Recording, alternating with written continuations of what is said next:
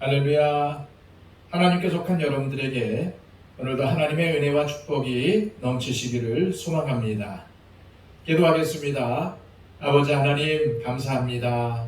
우리에게 새날을 주시고 또 이렇게 기회를 주셨사오니 오늘 주어진 이 하루 나를 위해 사는 것이 아니라 하나님의 영광을 위해 살아가도록 우리에게 힘과 지혜를 더하여 주옵소서. 오늘도 그리스도인이라는 이름에 걸맞는 삶을 살게 하여 주시고 오늘도 하나님의 자녀라는 그 사명에 올인할 수 있는 우리의 삶이 되게 하여 주시옵소서. 아버지 하나님, 오늘도 동행해 주실 줄 믿습니다. 오늘도 인도해 주실 줄로 믿습니다. 아버지 하나님께서 우리를 붙잡아 주셔서 언제나 하나님 편에 서게 하여 주시고 하나님께 순종의 역사를 써내려가는 이 하루가 되게 하여 주옵소서. 예수 그리스도의 이름으로 기도하옵나이다. 아멘. 다 함께 찬송가 600장 찬양 드립니다.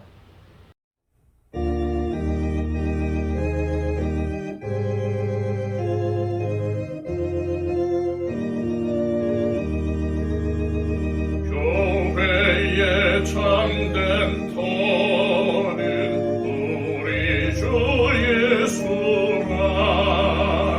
그 귀한 말씀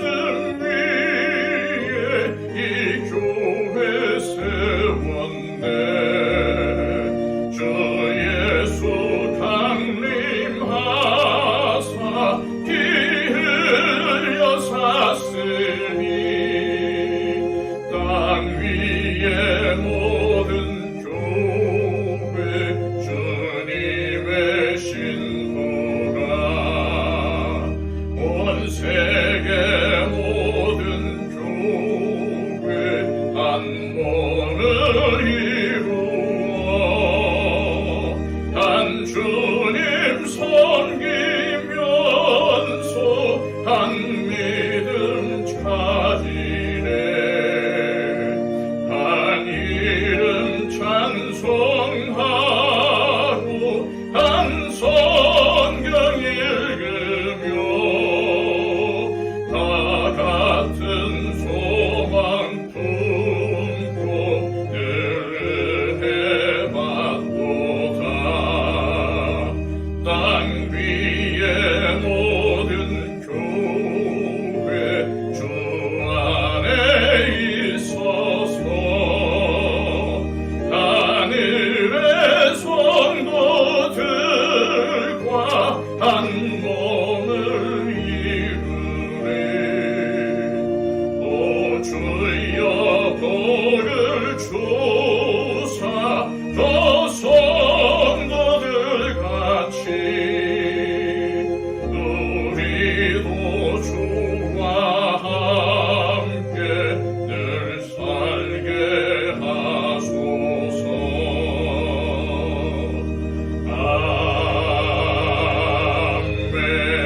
아멘.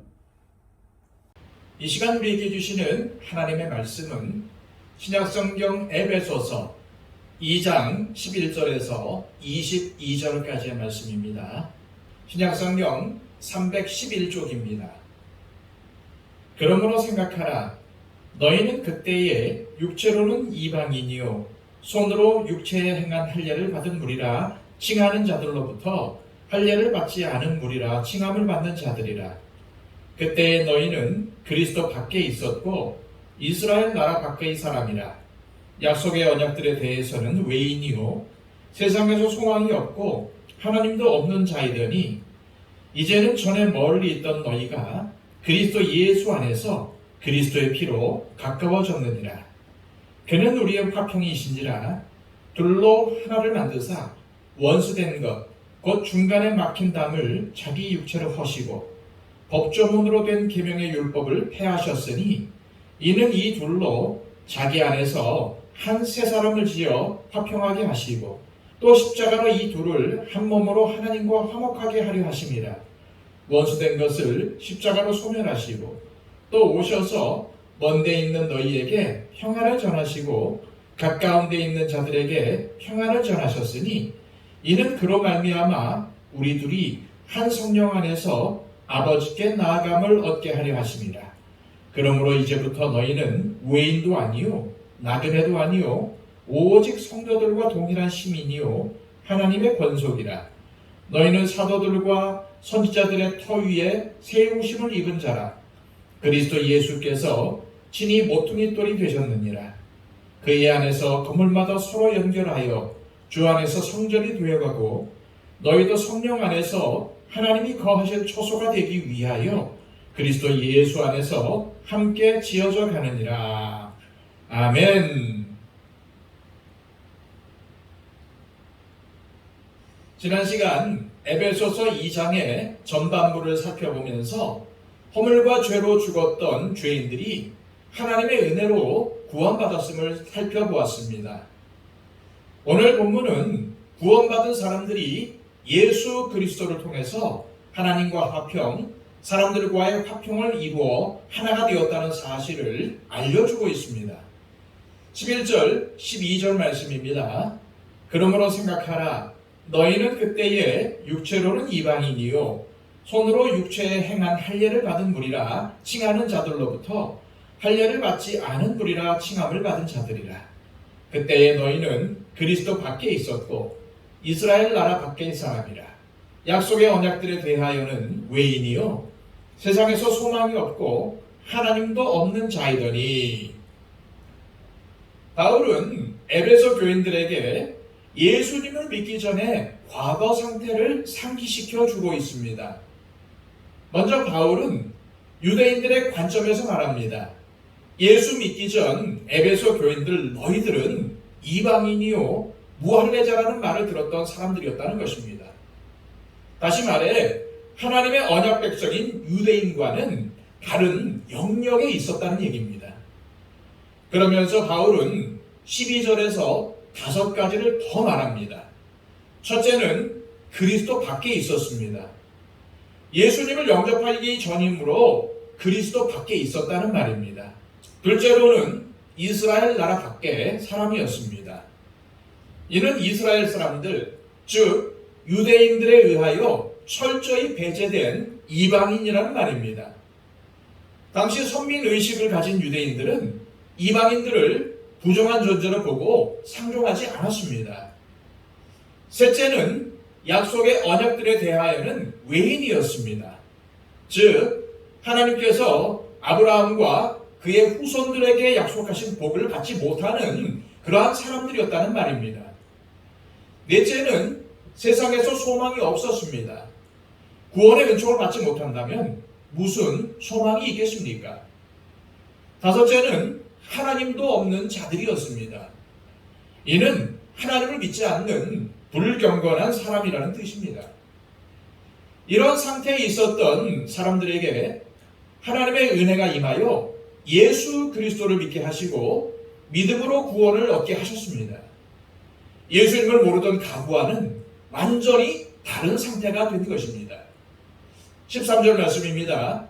이제는 전에 멀리 있던 너희가 그리스도 예수 안에서 그리스도의 피로 가까워졌느니라. 하나님에게서 멀리 있었던 이방인들이 예수 그리스도 안에서 그리고 예수 그리스도의 피로써 하나님과 가까워졌습니다. 예수님의 보혈이 죄를 해결해 줌으로써 죄에 빠졌던 사람들이 하나님께로 가까이 갈 수 있게 된 것입니다. 14절입니다. 그는 우리의 화평이신지라 둘로 하나를 만드사 원수된 것 곧 중간에 막힌 담을 자기 육체로 허시고. 하나님과 원수된 죄인들을 하나님과 가까워지도록 만드신 예수님은 이방인들과 유대인들을 하나로 만드셨습니다. 중간에 막힌 담을 자신의 육체로 허셨다는 것은 십자가의 죽음으로 이방인들과 유대인 사이에 차별을 없애시고 동일한 하나님의 자녀로 받으셨다는 것입니다. 그런데 우리 예수님께서 이방인과 유대인 사이에 담만 허셨겠습니까? 예수님의 피로써 하나 된 교회 안에는 차별이 없어야 합니다. 원수지간이었던 사람들도 예수 그리스도 안에서 하나이어야 합니다. 그 이유는 예수님 안에서 모두가 한 몸을 이루고 있기 때문입니다. 만약에 원수였던 사람이 여전히 원수로 있다면 그 원수가 예수님 몸 밖에 있든지 아니면 자신이 예수님 몸 밖에 있든지 둘 중에 하나입니다. 자, 15절과 16절 말씀입니다.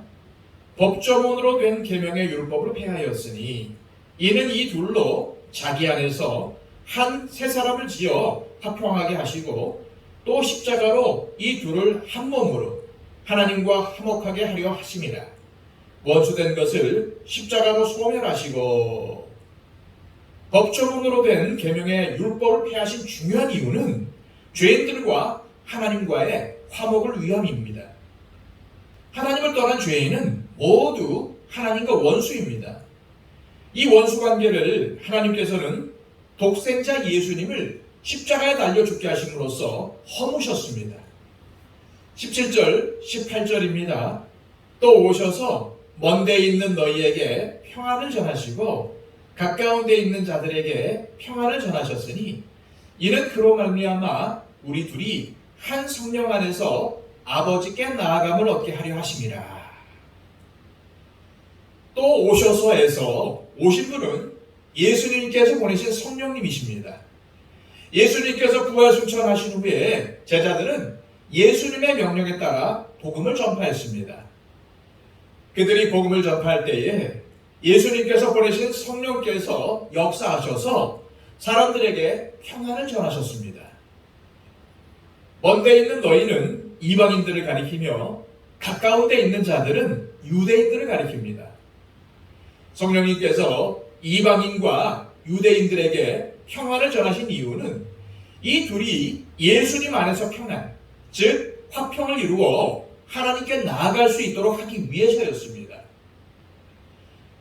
바울은 이어서 하나님 앞에 나아가는 은혜를 입은 이방인들이 어떠한 상태가 되었는지를 밝히고 있습니다. 먼저 19절입니다. 그러므로 이제부터 너희는 외인도 아니요 나그네도 아니요 오직 성도들과 동일한 시민이요 하나님의 권속이라. 바울은 예수님 안에 있는 너희, 즉 고린도 교인들은 이제 더는 구원과 관계가 없는 사람들이 아니고 성도이며 하나님 나라의 시민이며 하나님의 권속이라고 말하고 있습니다. 여기서 권속은 식구 또는 가족을 뜻합니다. 하나님의 가족은 예수님 안에서 화평을 이루어 하나가 되어야 합니다. 이러한 사실을 알려주기 위해서 바울은 믿는 자들을 건축물에 비유합니다. 20절입니다. 너희는 사도들과 선지자들의 터 위에 세우심을 입은 자라. 그리스도 예수께서 친히 모퉁이 돌이 되셨느니라. 에베소 교회뿐만 아니라 모든 그리스도인들은 사도들과 선지자들이 전한 복음을 믿고 예수님이라는 터 위에 세우심을 입은 사람들입니다. 예수님은 건축물의 기초인 모퉁이 돌이 되셔서 건물을 떠받들고 있는 중심이 됩니다. 우리를 포함해 이방인이든 유대인이든 모든 그리스도인들은 각자가 벽돌 하나하나가 되어 기초이신 예수님의 터 위에 쌓여 건축물이 됩니다. 누구도 제외되지 않고 함께 쌓여서 하나를 이루게 되는 것입니다. 교회가 바로 이와 같습니다. 교회는 주님 안에서 누구든지 연합과 일치를 이루고 있어야 합니다. 이것을 교회의 보편성과 통일성이라고 말합니다. 21절, 22절의 말씀은 이것을 잘 설명해 주고 있습니다. 그의 안에서 건물마다 서로 연결하여 주 안에서 성전이 되어가고 너희도 성령 안에서 하나님이 거하실 처소가 되기 위하여 그리스도 예수 안에서 함께 지어져 가느니라. 여기서 주목할 말은 되어가고입니다. 교회는 다 지은 것이 아니라 지어져 가고 있다는 의미입니다. 그러므로 아직 불완전합니다. 교회 안에서 문제도 발생하고 갈등도 일어나고 하는 이유가 교회가 아직 완성되지 않아서 그렇습니다. 따라서 우리는 무슨 교회가 그러냐라고 불평해서는 안 됩니다. 주님께서 보시기에 아름다운 교회로 지어져가는 과정이기에 내가 먼저 깎여지고 다듬어져서 다른 지체들이 내 위에 쌓이도록 섬기고 받들어야 합니다. 그래서 하나님께서 거하실 처소로 함께 지어져 가야 합니다. 이 시간 기도하실 때 하나님, 우리 교회가 진정 하나님께서 거하시는 처소가 되기를 원합니다. 그러기 위해선 교회를 이루는 하나의 벽돌인 내가 먼저 다듬어져야 하고 깎여져야 함을 알게 하옵소서. 또한 건축물이 완성되려면 벽돌 위에 벽돌이 쌓여야 하는 것처럼 내 위에 다른 사람들이 쌓이는 것을 용납하고 섬기게 하옵소서. 그리하여 우리 교회가 주 안에서 하나 되게 하옵소서라고 기도하시기를 바랍니다. 또한 하나님께서 우리의 기도를 받으십니다. 오늘도 우리가 중보해야 할 많은 분들을 위해서 중보 기도해 주시기를 바랍니다. 특별히 한국교회와 우리 더처치의 부흥과 성장을 위해서 기도해 주시고 오늘도 땅끝까지 복음을 전하는 선교사님들을 위해서 기도해 주시기를 바랍니다. 그리고 또한 박영신 집사님, 이복지 모사님, 또한 건강이 필요한 분들, 육체적인 연약함을 갖고 있는 분들, 질병 가운데 있는 분들을 위해서 특별히 기도해 주시기를 바랍니다. 우리 다 함께 기도하겠습니다.